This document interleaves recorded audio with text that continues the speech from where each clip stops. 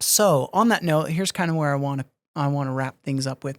You both talked a lot about kind of that human element, is how you phrased it, Tom.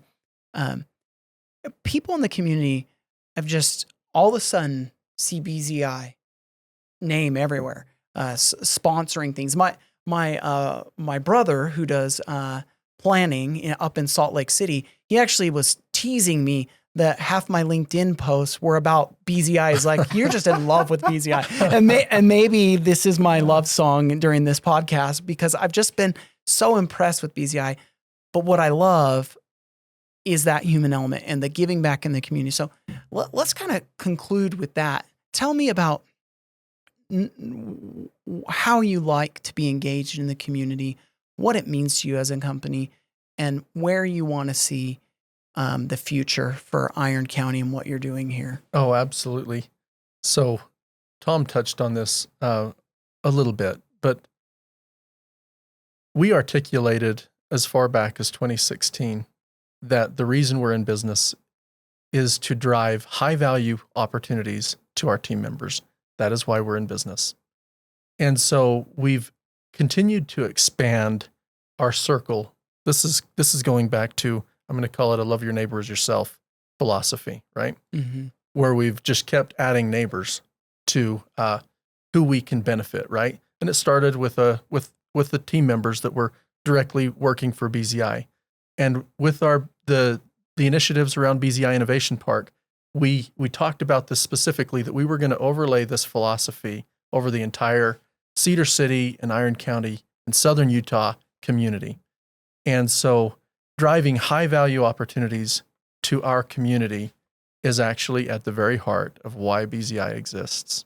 I appreciate that. And I think that goes to, you guys recently were recognized as the number one, you'll have to correct me, number one employer in Utah? Yeah. Tell me about that award and that ranking. Okay, so last year, this was voted on by, so all the companies in Utah that want to participate in the survey, Mm-hmm. They are engaged by a third-party agency. It's sponsored by the Salt Lake Tribune. And they go through a number of different criteria that that your employees voluntarily participate in a survey. And so they're looking at what's the participation rate of your employee base in the survey, and then what's the quality of the answers on a number of different criteria. And we were recognized as the number one large employer in the state of Utah. So awesome. To give you a flavor of companies that participate in this, we're talking about America First, IHC, OC Tanner. It's all recognized for and they all culture, they all made the list. Yeah. BZI was number one. Yeah, I love that. And then we'd be remiss if we didn't. I'm going to have you toot your own horn. You were recently recognized, right? You received an award recently as CEO.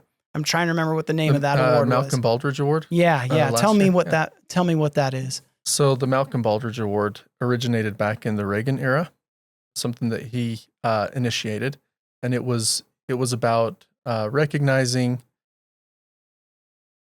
excellence, operational excellence in U.S. companies. It was built around criteria because U.S. was being beat by foreign organizations, let's say Japan more particularly.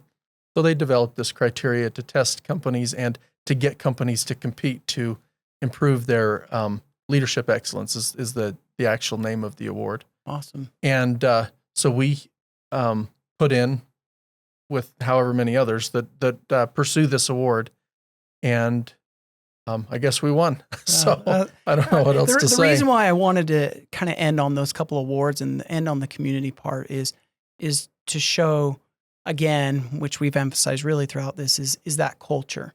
And so for those listening, if you want to learn more about BZI, tell them where to go. Where can they go online? BZI.com. Oh, that's so easy.